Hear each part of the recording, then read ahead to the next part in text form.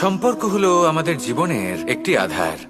কিছু সম্পর্ক এমন যা আমরা জন্মসূত্রে লাভ করি, যেমন পরিবার, মা, বাবা। কিছু সম্পর্ক আছে যা আমরা জীবনে অর্জন করে থাকি, তা সে প্রেমের হোক, স্নেহের হোক বা বন্ধুত্বের। এই সকল সম্পর্ক লাভ করার বা গড়ে তোলার 5টি ধাপ রয়েছে। প্রথম ধাপ, কোনো ব্যক্তির সাথে আলাপ হওয়া, তার সাথে কথা বলা বা তাকে দেখা। দ্বিতীয় ধাপ, সে ব্যক্তিকে আমাদের ভালো লাগা। তৃতীয় ধাপ, আমাদের এটা চাইতে শুরু করা যে জীবনে এই ব্যক্তি যেন আমাদের বন্ধু হন, আমাদের জীবনে থাকেন, বা আমাদের কাউকে ভালোবেসে ফেলা। আর এটা আমাদের ভাবা বা চাওয়া যে সেই ব্যক্তি যেন আজীবন আমার সাথে থাকেন, আমার জীবনে আমার সাথী হয়ে। চতুর্থ ধাপ, লাভ করা। এবার এই ধাপটি অনেক মানুষের পক্ষেই খুবই সরল হয়, বড়ই সরলভাবে নিজেদের সঙ্গীকে লাভ করে থাকেন। কিছু মানুষের জন্য এই ধাপ অত্যন্ত কঠিন হয়ে থাকে। অনেক প্রতিকূল পরিস্থিতির উপর জয়লাভ করে তারা সঙ্গীকে লাভ করেন, কিন্তু লাভ অবশ্যই করেন। এরপরে আসে পঞ্চম, অন্তিম এবং সবথেকে গুরুত্বপূর্ণ ধাপ। সেটা হলো সেই সম্পর্ক পালন করা। এটা হলো এমন এক বিষয় যা প্রত্যেক মানুষের শেখা উচিত। যদি ব্যক্তি নিজের জীবনে সম্পর্ক রক্ষা করতে শিখে যান, তবে প্রত্যেক সম্পর্ক তার জীবনকে স্বর্গ করে তুলবে। আসুন আর আমার সাথে ভালোবেসে বলুন, রাধা রাধা। যখন মানুষের মৃত্যু হয় তখন কি হয়? অনেক সংখ্যক মানুষ শোক পালন করতে চলে আসেন। যে ব্যক্তি মৃত্যু লাভ করেছেন তার অনেক বস্তু থাকে যেগুলো তার প্রিয়, যেগুলো তিনি ব্যবহার করেছেন। তার শয্যা, তার বস্ত্র, তার আভূষণ সবকিছু তার থেকে বিচ্ছিন্ন করা হয় এবং খালি হাতে তাকে শ্মশানের উদ্দেশ্যে রওনা করা হয়। আমি আপনাকে এই প্রশ্ন করতে চাই, আপনি এই সংসারে কি অর্জন করেছেন? ধন, সম্পত্তি, বস্ত্র, আভূষণ, এই সব কিছু যে আপনি অর্জন করেছেন, আপনার মৃত্যুর পরে তা আপনার থেকে দূর হয়ে যাবে। এর উত্তর হলো একটাই, আপনার কর্ম। শুধু সেটাই আছে যা একান্ত আপনার, আর শুধু সেটাই এই সংসার থেকে চলে যাওয়ার পরেও সংসারেই জীবিত থাকবে। যদি আপনি দুষ্কর্ম করেন, তাহলে এই সংসার আপনাকে একটি অনুচিত উদাহরণ হিসেবে মনে রাখবে যে এই ব্যক্তি খুব পাপী ছিল, অনুচিত কর্ম করতেন। যে পথে তিনি চলেছেন সেই পথে কারোর চলা উচিত নয়। সেখানেই যদি আপনি সৎকর্ম করেন, তাহলে সংসার চিরকাল এটাই বলবে যে খুব ভালো মানুষ ছিলেন, সবাইকে ভালোবাসতেন, সবাইকে সাহায্য করতেন, আমার খুব প্রিয় মানুষ ছিলেন। এটাই হলো শ্রেষ্ঠ কর্ম। সেই জন্য জীবনে শুধুমাত্র ধন, সম্পত্তি, আভূষণ এই সব অর্জন করতে গিয়ে নিজের মনোনিবেশ করবেন না। শ্রেষ্ঠ কর্ম করুন। সংসার থেকে চলে যাওয়ার পরেও এই কর্মই এই সংসারে আপনাকে জীবিত রাখবে। আসুন আমার সাথে ভালোবেসে বলুন, রাধা রাধা। আশা এবং বিশ্বাস মানুষের জীবনের 2 অমূল্য স্তম্ভ। এটাই হলো ঢাল এবং এটাই হলো অস্ত্র। এটাই আমাদের রক্ষা করে এবং এটাই আমাদের জীবনের পথ প্রশস্ত করে। কিন্তু ছোট একটা সমস্যা আছে। এবার যদি আপনি বটবৃক্ষের থেকে এই আশা রাখেন যে এ আমাকে ফল দেবে, তাহলে সেই আশা ভঙ্গ হওয়াই স্বাভাবিক। আর যদি আপনি বিশ্বাস করেন যে খেজুর গাছ আপনাকে ছায়া প্রদান করবে, তাহলে সেই বিশ্বাসও অবশ্যই ভঙ্গ হবে। তাহলে কি করা উচিত? চোখ বন্ধ করে যে কাউকে বিশ্বাস করার আগে বা যে কারোর থেকে আশা রাখার আগে নির্বাচন করুন যে কার ওপর বিশ্বাস রাখতে চান, কার ওপর আশা রাখতে চান। তবে আমি তো বলবো যে বিশ্বাস করতে হলে নিজের ওপর করুন, যে এই সংসারে এমন কোনো কাজ নেই যা আপনি করতে পারেন না। আর শুধু কর্ম করতে থাকুন আর ভরসা রাখুন ঈশ্বরের ওপর যে উনি আপনার কর্ম দেখবেন আর আপনাকে আপনার কর্মফল অবশ্যই দেবেন, আপনাকে সাফল্য দেবেন। যদি আপনার বিশ্বাস অটল হয়, নিরন্তর পরিশ্রম করেন, তাহলে ঈশ্বর কখনোই আপনার আশা ভঙ্গ হতে দেবেন না। আসুন আর আমার সাথে ভালোবেসে বলুন, রাধা রাধা। আমাদের সকলের কাছে বৃক্ষ অত্যন্ত প্রিয়। আমরা সর্বদাই চাই এই বৃক্ষ যেন সবুজ থাকে, ফুলে ফলে ভরে থাকে, আমাদের ছায়া প্রদান করে, তা যেন সুস্থ থাকে, আমাদের ফল প্রদান করে। আর সেই জন্য আমরা প্রতিদিন সেই বৃক্ষকে জল প্রদান করি। কিন্তু কখনো ভেবে দেখেছেন যে জল তো আমরা বৃক্ষের গোড়ায় দিই, তারপরেও এই জল সেই বৃক্ষের প্রত্যেকটি পাতায় ঠিক পৌঁছে যায়? এটা কিভাবে সম্ভব? কিছুটা এরকমই হলো আমাদের কর্ম। যদি এই পৃথিবীতে থেকে শুদ্ধ মনে সৎকর্ম করেন, এই কর্ম সোজা ঈশ্বরের কাছে গিয়ে পৌঁছয়। যদি শ্রদ্ধা ভাব নিয়ে সমর্পিত হয়ে শুদ্ধ চিত্তে আপনি কাউকে সেবা করেন, তা সে মাতা পিতাই হোক, পরিবার হোক, গুরু হোক, পশুপক্ষী হোক বা সমাজ হোক, তাহলে সেটা সোজা ঈশ্বরের চরণে সমর্পিত হয়। সবসময় শুদ্ধ চিত্তে সমর্পিত হয়ে এবং মনে শ্রদ্ধা ভাব নিয়ে কর্ম করুন। ঈশ্বর নিজে থেকেই এর ফল আপনাকে প্রদান করবেন। আসুন আমার সাথে ভালোবেসে বলুন, রাধা রাধা। জীবনে সব থেকে বেশি মূল্যবান বস্তু কি? ধন, স্বর্ণ, মাণিক্য, আভূষণ? না, এই সব কিছু মিলিয়েও সময়ের এক মুহূর্তের সামনে মলিন হয়ে পড়ে। এক মুহূর্ত যা এক দরিদ্রকে রাজা করতে পারে, যা এক রাজাকেও দরিদ্র করতে পারে। একটি মুহূর্ত যা আপনার আত্মবিশ্বাসকে পর্বতের শিখরে পৌঁছে দিতে পারে, একটি মুহূর্ত যা আপনার অস্তিত্বকে গভীর সাগরে বিলীন করে দিতে পারে। একটি মুহূর্তের খেলা। সব সময় জীবনে সেই ব্যক্তিকে সম্মান করুন, শ্রদ্ধা করুন, যিনি আপনার জন্য সময় বের করে থাকেন। সবসময় সেই ব্যক্তির প্রতি নিষ্ঠাবান থাকুন, যেই ব্যক্তি খারাপ সময় আপনার পাশে দাঁড়িয়ে থাকে। এই সময় সব থেকে বেশি মূল্যবান। আসুন আমার সাথে ভালোবেসে বলুন, রাধা রাধা। পুরাণে আমরা দেখেছি যে মাতা পিতা কতটা মহান হতে পারেন। কিভাবে শ্রী গণেশ নিজের মাতা পিতাকে পরিক্রমণ করলেন এবং পরম পূজনীয় হয়ে উঠলেন। কিভাবে ভক্ত শ্রবণ নিজের অন্ধ মাতা পিতাকে তীর্থযাত্রায় নিয়ে যাবেন বলে নিজের কাঁধে ওনাদের বসালেন এবং বয়ে নিয়ে গেলেন। এরকম অনেক অমূল্য শিক্ষা আমরা লাভ করে থাকি পুরাণ থেকে।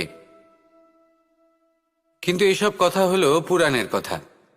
কথা বলা যাক আমাদের জীবন নিয়ে। আমাদের এই জীবনে আমাদের মাতা পিতা কেন আমাদের কাছে এতটা অমূল্য? কেন আমরা ওনাদের এতটা ভালোবাসি? কেন আমরা ওনাদের এত সম্মান করি? আর কেনই বা ওনাদের এতটা সম্মান করা উচিত? মমতার কারণে। মায়ের মনের এক ধরনের মমতা, পিতারও এক ধরনের মমতা। এই দুইয়ের মমতা ভিন্ন, কিন্তু এনাদের দুজনের মমতার কেন্দ্রবিন্দু হলো ওনাদের সন্তান। মাতা মমতার কারণে সকালে তাড়াতাড়ি উঠে পড়েন, খাবার তৈরি করেন, এটা ভাবেন যে আমার সন্তান যেন অভুক্ত না থাকে। অন্যদিকে পিতা ইচ্ছে না থাকা সত্ত্বেও নিজের মমতাবোধের কারণে নিজের সন্তানের প্রতি কঠোর হন, তাকে জ্ঞান প্রদান করেন, শিক্ষা প্রদান করেন, কারণ উনি চান যে ওনার সন্তান যেন পরবর্তীতে উন্নতি করে, কখনো অভুক্ত না থাকে। এটাই হলো মমতা মাতা পিতার। আর এই মমতা সংসারের অন্য কোথাও আপনি পাবেন না। তাই সবসময় নিজের মাতা পিতাকে সম্মান করুন, ওনাদের ভালোবাসুন, যতটা ইচ্ছে ভালোবাসুন। আর এই ভালোবাসার সাথেই বলুন, রাধা রাধা। জীবনে যখন আমরা কোনো পরিস্থিতির সম্মুখীন হই, তখন আমাদের সামনে দুটো পথ থাকে। তাদের মধ্যে কোনো একটা নির্বাচন আমাদের করে নিতে হবে, এই মনে করে নিতে হবে। নির্বাচন এই সংসারের সবথেকে গুরুত্বপূর্ণ বিষয়। একটা নির্বাচন আপনার বর্তমান বদলে দিতে পারে, আপনার ভবিষ্যৎ বদলাতে পারে, আগামী প্রজন্মের জন্য ইতিহাস রচনা করতে পারে। একটা নির্বাচন। এবার দেখুন, যে পরিস্থিতি আপনার সামনে আছে, আপনাকে সেই পরিস্থিতির সম্মুখীন হতেই হবে, সেই কষ্ট সহ্য করতেই হবে, সেই মতোই কাজ করতে হবে।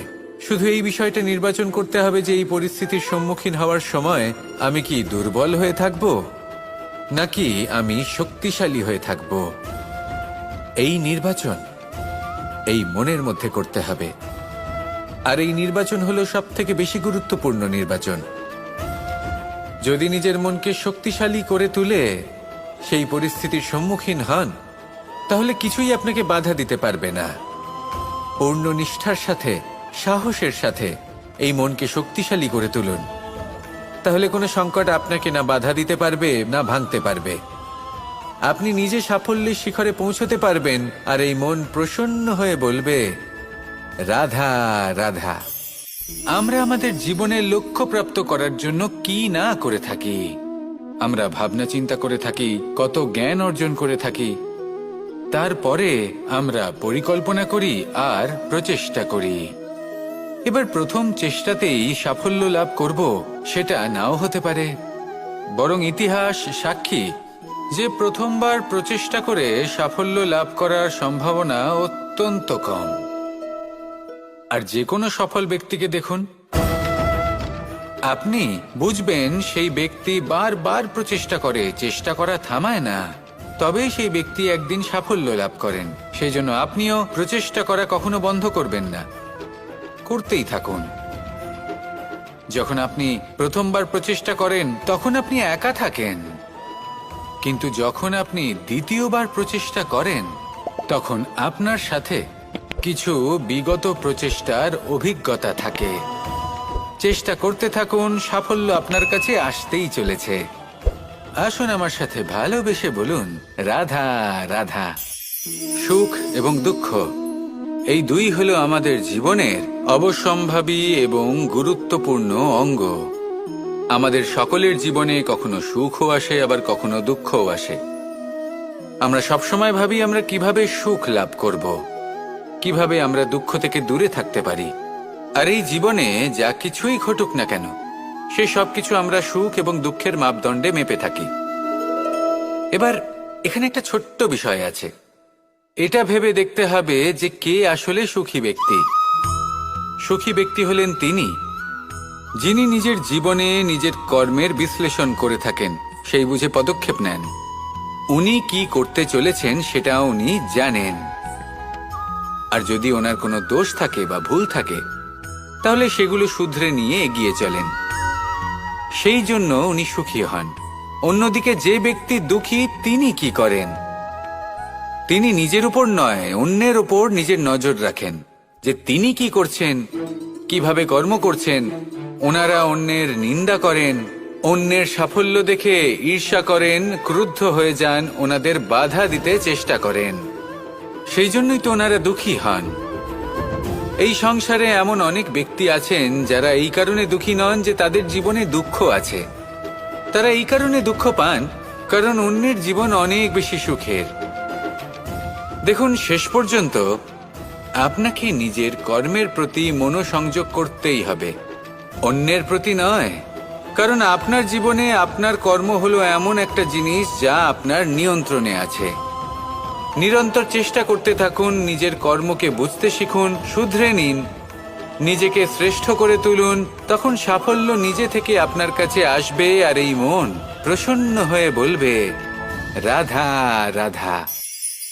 এই সংসারে এমন কোন আবেগ আছে যা সবসময় কটু বলে মনে হয়, কিন্তু সবার শেষে এটি সব থেকে বেশি মধুর উপলব্ধি প্রদান করে, সব থেকে বেশি মধুর অনুভূতি প্রদান করে। উত্তর পেলেন? পেলেন না? আপনাকে একটা উদাহরণ দিই। যখন মাতা সীতাকে অপহরণ করা হয়েছিল তখন শ্রীরাম অপেক্ষা করেছিলেন 4 মাস পর্যন্ত।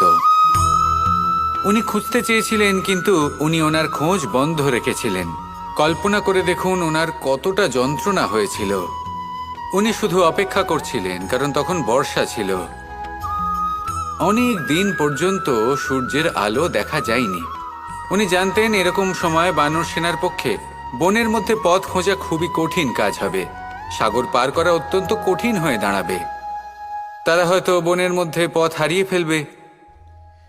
উনি অপেক্ষা করলেন, আর এই অপেক্ষার ফল হিসেবে উনি কি লাভ করলেন? সাগরে সেতু নির্মাণ করলেন এবং মাতা সীতাকে সসম্মানে আবার ফিরিয়ে আনলেন। যদি শ্রীরাম অপেক্ষা না করতেন তাহলে হয়তো এই সব কিছু কখনোই সম্ভব হতো না। এটাই হলো শক্তি ধৈর্যের। এটাই হলো আমাদের কাছে শিক্ষা। এই ধৈর্যই প্রত্যেকবার আমাদের অত্যন্ত কঠিন বলে মনে হয়। ধৈর্য ধরা অত্যন্ত কঠিন, কিন্তু অবশেষে এটাই সব থেকে শ্রেষ্ঠ ফল দান করে, সব থেকে মধুর উপলব্ধি, সব থেকে মধুর অনুভূতি প্রদান করে।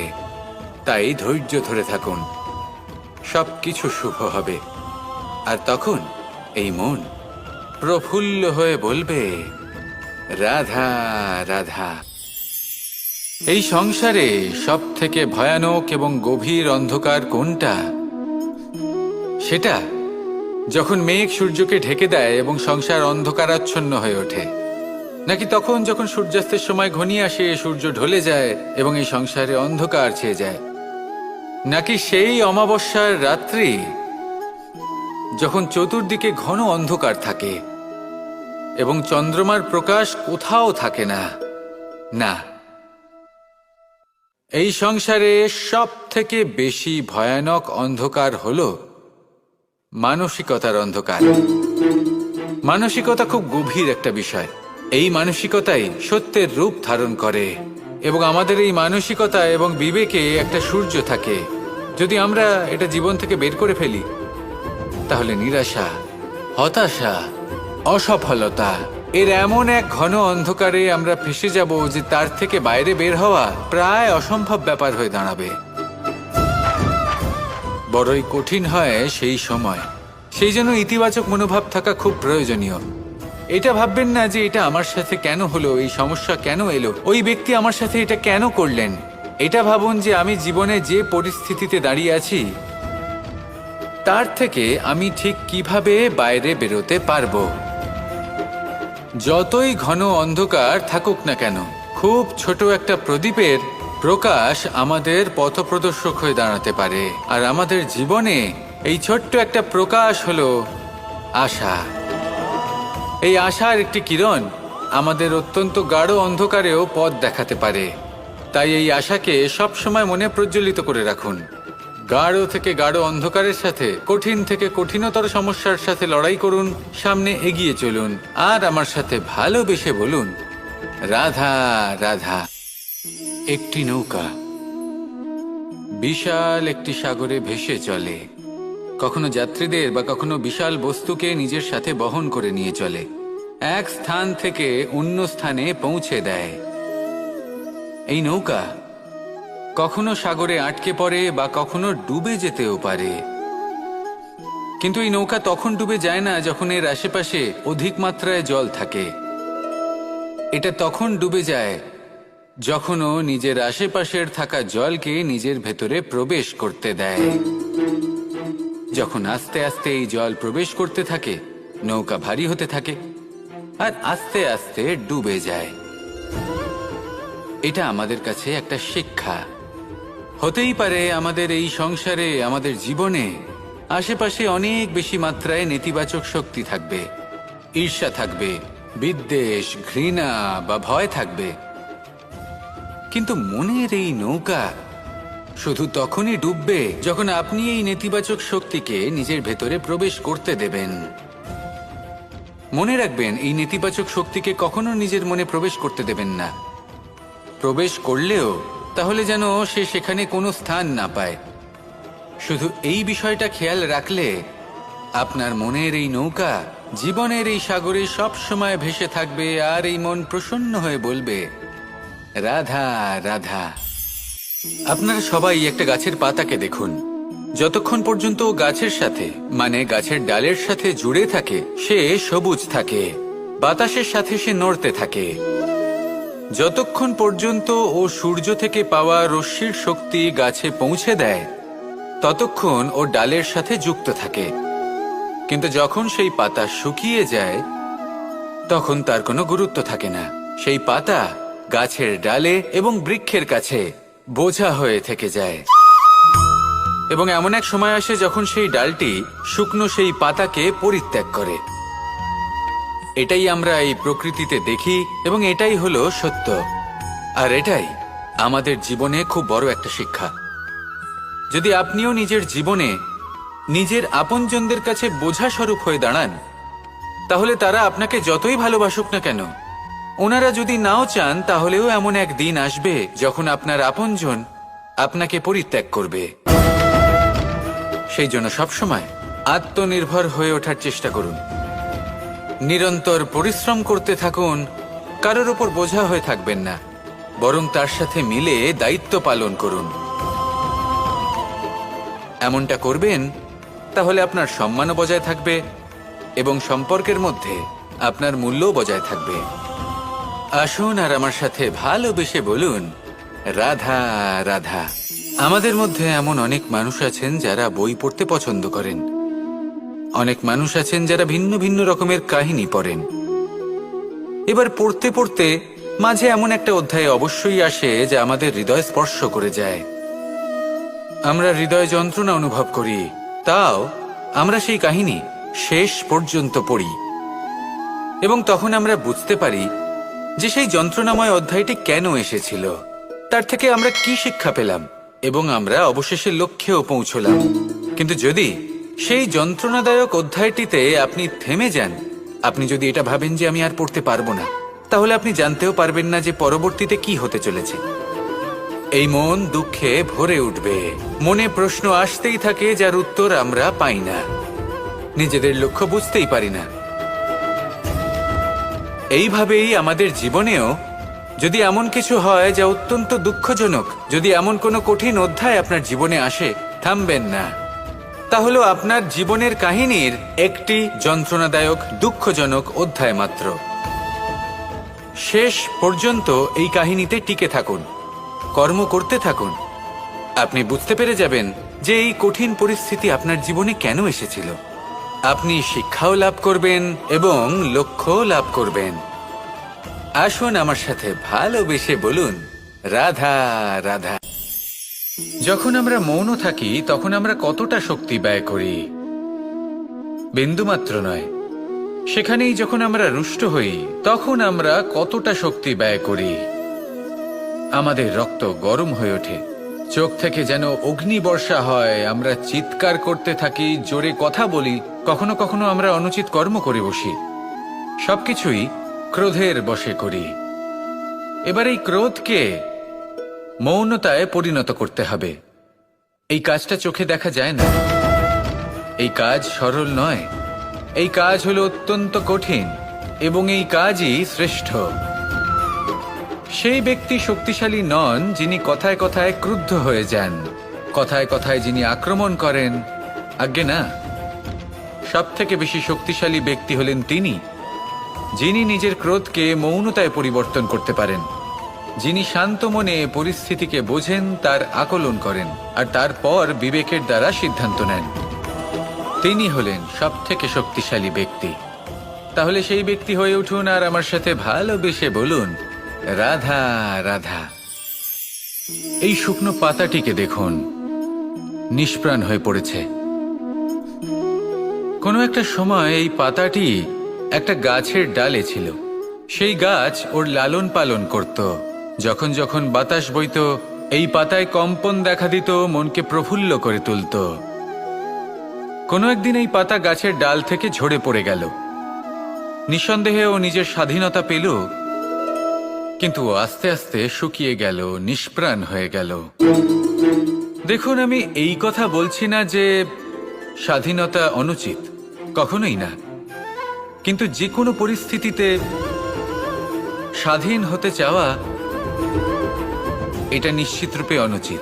আমরা যদি আমাদের জীবনে পরিবারের গুরুত্ব ভেবে দেখি, তাহলে এই পরিবারে যতই মতভেদ থাকুক না কেন, যতই মনোমালিন্য থাকুক না কেন, যতই বিবাদ থাকুক না কেন, এই সব মিটিয়ে নেওয়া অত্যন্ত প্রয়োজনীয়। সেই সবকিছু সমাপ্ত করা অত্যন্ত প্রয়োজনীয়। কখনো এই পরিবারকে ভাঙতে দেবেন না, কখনো এই পরিবার থেকে দূরে চলে যাবেন না। এই পরিবার হলো আমাদের জীবনের একটা অমূল্য সম্পদ, অমূল্য এক আশ্রয়, যা এই সংসারে হয়তো কোথাও আপনি পাবেন না। তাই একে আগলে রাখুন। ভেবে নিন আপনি পাতা আর আপনার পরিবার সেই গাছ। আসুন আমার সাথে ভালোবেসে বলুন, রাধা রাধা। জ্যোতিষ একটা বিদ্যা, এ হলো একটা বিজ্ঞান। যে নক্ষত্র দশায় আপনি জন্মগ্রহণ করেছেন, যে স্থানে আপনার জন্ম হয়েছে, এগুলো আপনার জীবনের দিশা স্থির করার ক্ষেত্রে গুরুত্বপূর্ণ ভূমিকা পালন করে। কিন্তু যে রাশিতে আপনি জন্ম নিয়েছেন আর আপনার যা নাম স্থির হয়েছে, সেটা আপনার ভবিষ্যৎ নির্ধারণ করবে তা আবশ্যক নয়। রা দিয়ে রাম এবং রা দিয়ে রাবণ, এই দুজনের রাশি সমান ছিল, কিন্তু একজন নিজের শক্তির দুর্ব্যবহার করলেন। স্বর্ণ লঙ্কার অধিপতি রাবণ, চতুর্দিকে বিজয়ী হওয়া সেই ব্যক্তি নিজের পতনের সম্মুখীন হলেন। শ্রীরাম রাবণকে বধ করলেন। শ্রীরাম, যিনি নিজের কর্ম দ্বারা, নিজের পরিশ্রম দ্বারা ঈশ্বর উপাধি লাভ করেছিলেন, 14 বছরের বনবাস ভোগ করলেন, আর যখন বিপদে পড়লেন তখনও নিজের রাজ্যের সাহায্য নিলেন না। বনের মধ্যে নিজে বানর এবং ভাল্লুকদের নিয়ে একটি সেনাবাহিনী গড়ে তুললেন এবং রাবণকে তার কুকর্মের শাস্তি দিলেন। তাই সর্বদা এটা মনে রাখবেন, আপনার খ্যাতি, আপনার ভবিষ্যৎ আপনার কর্ম নির্ধারণ করে, আপনার রাশি নয়। তাই সবসময় শ্রেষ্ঠ কর্ম করুন আর আমার সাথে ভালোবেসে বলুন, রাধা রাধা। প্রজাপতি দেখেছেন কি সুন্দর হয়, তাই না? এই প্রজাপতি, ওদের দিকে তাকালে নিজের অজান্তেই নিজের মুখে হাসি ফুটে ওঠে। কিন্তু এই প্রজাপতি জন্ম থেকেই এমন দেখতে হয় না। জন্ম থেকে এদের কাছে ডানা থাকে না, এরা উড়তেও পারে না। যখন একটি প্রজাপতি জন্ম নেয় তখন প্রথমে ডিম অবস্থায় থাকে সে। আস্তে আস্তে সেই কবচ সে ভেঙে ফেলে, খুব পরিশ্রম করতে হয় তাকে। তারপর কীটের আকার ধারণ করে সে চলতে থাকে, অনেক কষ্ট সহ্য করতে হয়, অনেক পরিশ্রম করতে হয়। তারপর তার রূপ বদলে যায়, তারপরে তার ডানা গজায়, তারপরে সে উড়তে পারে। এই নিরন্তর পরিশ্রমই সাফল্যের মূল মন্ত্র হয়। কখনো কখনো প্রতিভাও কম পড়ে যায় যদি নিরন্তর পরিশ্রম না করা হয়, যদি সমর্পণের ভাব মনে না থাকে, দৃঢ় নিষ্ঠা না থাকে। আর কখনো কখনো সেই ব্যক্তি যার মধ্যে বিশেষ প্রতিভা থাকে না, সেই ব্যক্তি নিরন্তর পরিশ্রম করে, নিজের মনে সমর্পণের বোধ জাগিয়ে তোলে, দৃঢ় নিষ্ঠার সাথে কর্ম করে আর সাফল্য লাভ করে। সেই জন্য আপনি জীবনে যেখানেই পৌঁছে যান না কেন, নিরন্তর পরিশ্রম করতে থাকুন। তবেই আপনার ভবিষ্যৎ রঙিন প্রজাপতির মতন গগনচুম্বী হবে। তবেই এই সংসার আপনাকে দেখবে এবং নিজের অজান্তেই এই সংসার নিজের মুখে হাসি ফুটিয়ে তুলবে এবং এই সংসার আমার সাথে ভালোবেসে বলবে, রাধা রাধা। কখনো কখনো অন্ধকারের সাথে লড়াই করার জন্য আমরা প্রদীপ জ্বালাই। এতে প্রথমে সলতে রাখি, তারপর তেল ঢালি, তারপর আগুন জেলে এটা প্রজ্বলিত করি। তারপর একটা সময় আসে যখন এই প্রদীপ নিভে যায়। কারণটা কি? কারণ কি এটা যে প্রদীপের প্রকাশমান হওয়ার ক্ষমতা সমাপ্ত হয়েছে? না, এই যে আগুন আমরা দেখতে পাচ্ছি, এই আগুনের জন্য যে শক্তির প্রয়োজন হয় তা আসে এই তেল থেকে। যদি এই তেল সমাপ্ত হয়ে যায় তাহলে এই প্রকাশ তাও সমাপ্ত হয়ে যায়। আর আমাদের জীবনে এই তেল হলো আমাদের কর্ম, আর এই আগুন আর এর দ্বারা উৎপন্ন হওয়া প্রকাশ আমাদের ভাগ্য। যত আমাদের কর্ম ক্ষীণ হতে থাকবে, আমাদের ভাগ্য সৌভাগ্য কোথাও না কোথাও লুপ্ত হয়ে যাবে। যে উজ্জ্বল ভবিষ্যৎ আমরা চাইছি তা কখনো লাভ করতে পারবো না যদি কর্ম না করি। ঠিক যেমন তেল ছাড়া অগ্নি উৎপন্ন হয় না, তেমনি কর্ম ছাড়া সৌভাগ্য হয় না। আর যেমন কর্ম তেমন ভাগ্য। তাই সবসময় কর্ম করতে থাকুন, কর্ম করা থামাবেন না। আর আমার সাথে ভালোবেসে বলুন, রাধা রাধা। মুক্তোর এই মালা দেখতে কত সুন্দর হয়, তাই না? যিনি ধারণ করেন তাকেও এটা শীতলতা প্রদান করে। আর যে ব্যক্তি দেখে তার চোখও এই দৃশ্য দেখে শান্তি উপলব্ধি করে। কিন্তু ভাবুন, যদি এমন কিছু হয় যে সুতো দ্বারা এই মুক্তোর মালা তৈরি হয়েছে সেটা কেউ ছিঁড়ে দেয়, তাহলে এই মুক্তোর মালা ছিঁড়ে যাবে আর সমস্ত মুক্তো মাটিতে পড়ে যাবে, ছড়িয়ে পড়বে। তখন কি আমরা এটা ভাববো যে এটা তো মাটিতে পড়ে থাকা বস্তু, এটা আমি তুলবো না? ভাববো না, তাই না? আমরা নিচু হয়ে একটা মুক্তো কুড়িয়ে নিই এবং আবার এদের সুতোর মধ্যে প্রবেশ করাই। কেন? কারণ এই মুক্তো হলো বহুমূল্য। এতে কোনো সন্দেহ নেই যে এই মুক্তো হলো বহুমূল্য। কিন্তু এর থেকেও অনেক বেশি বহুমূল্য হলো আমাদের জীবনে আমাদের সম্পর্ক, আমাদের বন্ধু বান্ধব। এই সম্পর্কেও কখনো কখনো বিবাদ হয়, মনোমালিন্য হয়, এগুলোও ছড়িয়ে যায়। আর সেই সময় এই মুক্তোর মতোই নত হয়ে আমাদের এই সম্পর্কগুলিকে হাতে তুলতে হবে, এদের জুড়তে হবে, এদের আগলে রাখতে হবে, কারণ এদের থেকে বহুমূল্য আর কিছুই নেই। আর যদি এই কাজটা আপনি শিখে নিতে পারেন, তাহলে আপনার জীবনের এই সম্পর্ক, এই বন্ধুত্ব সবসময় আপনাকে বল প্রদান করবে, আনন্দ প্রদান করবে। আর এই মন সুপ্রসন্ন হয়ে বলবে, রাধা রাধা। আজ আপনাকে একটা গল্প শোনাচ্ছি। একদিন এক ব্যক্তি নিজের দ্বারে লিখে দিলেন, আজ আমি ভীষণ দুঃখী, আজ আমার সাথে কেউ দেখা করতে আসবেন না। কিছুক্ষণ পরে তার এক বন্ধু এলো, সে সেই লেখা পড়ল, তাও গিয়ে তার সাথে দেখা করল। সে বলল, আমি লেখাপড়া জানি না, কিন্তু আমার বন্ধুর মনের এই বেদনা, এটা আমাকে সবসময় ডাক দেয়। এরাই হলো আসল বন্ধু। কোনো কারণে আপনি যদি দুঃখ পান, কোনো সমস্যার সমাধান না বের করতে পারেন, এই সংসার থেকে আলাদা হয়ে যেতে চান, তাও এই বন্ধু আপনার সাথেই থাকবে। সমস্যার সমাধান না দিতে পারলেও আপনার সম্বল হয়ে অবশ্যই থাকবে। হয়তো আপনার দুঃখ কম করতে পারবে না, কিন্তু আশার আলো অবশ্যই দেখাবে। যখন আপনি সংসারের থেকে আলাদা হয়ে যান, তখনও আপনার সাথে যুক্ত থাকে আপনার এই বন্ধু, আসল বন্ধু। এবারে আমরা মানুষেরা বড়ই বিচিত্র। তারা সব সময় যে কোনো জিনিসের মাহাত্ম্য দুবার বুঝতে পারে। এক, তা পাওয়ার আগে। দুই, তা হারাবার পরে। এবারে ঠিক এরকমই আমাদের বন্ধুরাও হয়। যদি আজ আপনার বন্ধুরা আপনার সাথে থাকে, তাদের প্রতি কৃতজ্ঞ থাকুন, তাদের প্রসন্ন রাখুন, তাদের মাহাত্ম্য বুঝুন। কারণ একবার আপনি এদের হারালে অনুতাপ করলেও আর এদের ফেরত পাবেন না।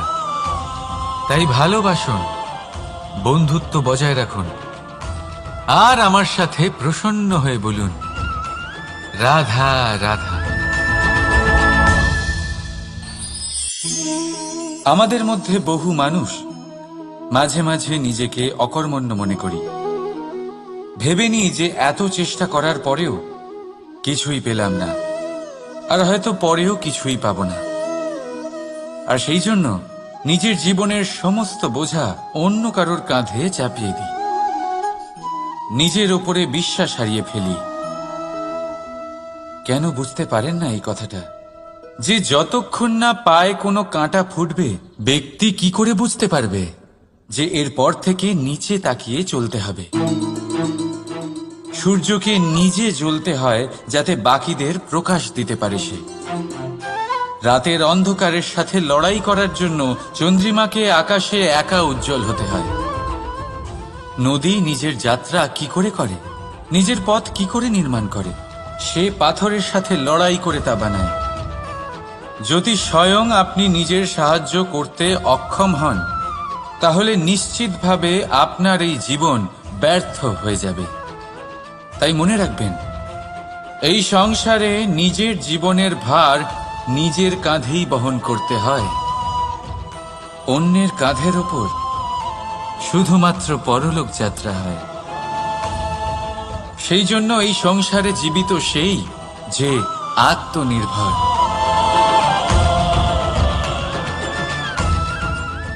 রাধা রাধা।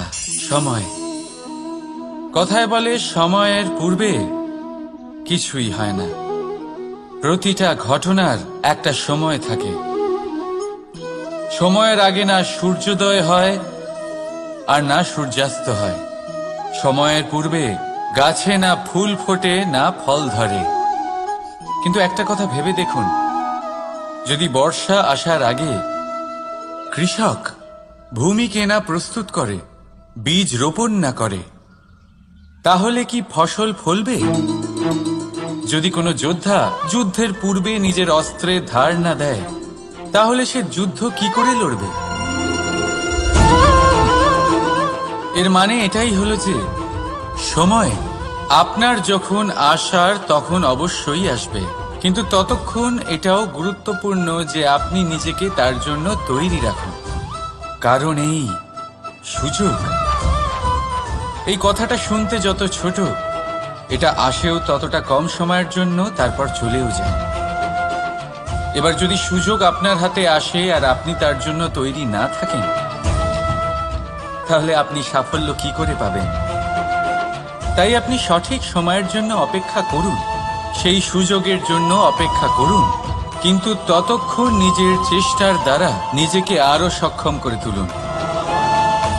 কারণ সাফল্য আপনার জন্য অপেক্ষা করছে, শুধু আপনি তার জন্য তৈরি থাকুন। রাধা রাধা। কথা মানুষের পাওয়া সবচেয়ে অদ্ভুত উপহার। এই কথাই মানুষকে এই সংসারের সমস্ত প্রাণীর থেকে ভিন্ন করে তোলে, সংসারের সবচেয়ে উপরে নিয়ে যায়। এই কথার কারণেই আমরা একে অপরের সাথে ভাব আদান প্রদান করি। আমি আমার মনের ভাবনা অন্য কাউকে ব্যক্ত করতে পারি, অন্য কেউ তাদের ভাবনা আমাকে ব্যক্ত করতে পারে। এই কথাই আমাদের সবচেয়ে বড় ঢাল। এবারে দেখুন, আপনি নিশ্চয়ই লক্ষ্য করেছেন, কারোর কথা মধুর হলে লোকে তাকে ভালোবাসে, তাকে নিজের বন্ধু বানায়। সেইভাবেই যদি কারোর কথা কঠোর হয়, তাহলে লোকে তাকে ঘৃণা করে, তাকে নিজের শত্রু মনে করে। এই কথাই ভাষা হয়ে আমাদের ইতিহাস রচনা করে। তবে আমরা কি সত্যি বাণীর বিষয়ে অতটাই ভাবি যতটা আমাদের ভাবা উচিত? ভেবে দেখুন, মানুষের কথা বলতে শিখতে কত সময় লাগে। কোনো বালক 1.5 বছর বয়সে কথা বলতে শেখে, কেউ 2 বছরে, কেউ 3। এবার দেখুন, মানুষ 1.5 বছর বয়সে কথা বলতে শিখে গেলেও তার কি বলা উচিত এটা সারা জীবনেও শিখতে পারে না। এর উপরে মনোনিবেশ করুন, এটা বোঝবার চেষ্টা করুন কি বলা উচিত। নিজের কথা শুদ্ধ করুন, নিজের কথা মধুর করুন, আর সেই মধুরতার সাথে আমার সঙ্গে বলুন, রাধা রাধা। এই লক্ষ্য আসলে কি? এই লক্ষ্য তাই যা আমরা পেতে চাই। এই সংসারে সুখী কে হয়? সুখী সেই যে তার লক্ষ্য পেয়ে গেছে। দুঃখী কে হয়? দুঃখী সেই যে তার লক্ষ্য এখনো পায়নি। এবারে প্রশ্ন এখন এটাই যে লক্ষ্য সবাই পেতে চায়, লক্ষ্য পাওয়ার জন্য সবাই প্রাণপণ চেষ্টাও করে, তাহলে সবাই তাদের লক্ষ্যে পৌঁছতে পারে না কেন? ঠিক আছে, কোথাও না কোথাও কিছু না কিছু কমতি থেকেই যায়। যাই বাধা থাক, আজকে আমি আপনাকে একটা উপায় বলবো এই লক্ষ্য পাওয়ার জন্য। একটা কাগজ নিন, তাতে একটা চিহ্ন বানান, সেটাই হবে আপনার লক্ষ্য। এবারে সেই লক্ষ্যে পৌঁছানোর একটা পথ বানান। এবারে এই যাত্রাকে ভিন্ন ভিন্ন ভাগে বিভাজন করে দিন। এবারে এটা হলো আপনার পরিকল্পনা। এবার এই পরিকল্পনা ক্রমানুসারে আপনি পালন করতে থাকুন, এটাই হবে আপনার চেষ্টা। এবার এইভাবে যদি আপনি চেষ্টা করতে থাকেন, যাই আপনার কল্পনা হোক না কেন, তা বাস্তব অবশ্যই হবে। তাহলে এই কল্পনাকে বাস্তবে রূপান্তরিত করুন। এইভাবেই নিজের পরিকল্পনা পালন করতে থাকুন। আপনার যাই কল্পনা থাকুক বা যাই লক্ষ্য থাকুক, তা বাস্তবে পরিণত হয়ে আপনার হাতে অবশ্যই আসবে। রাধা রাধা।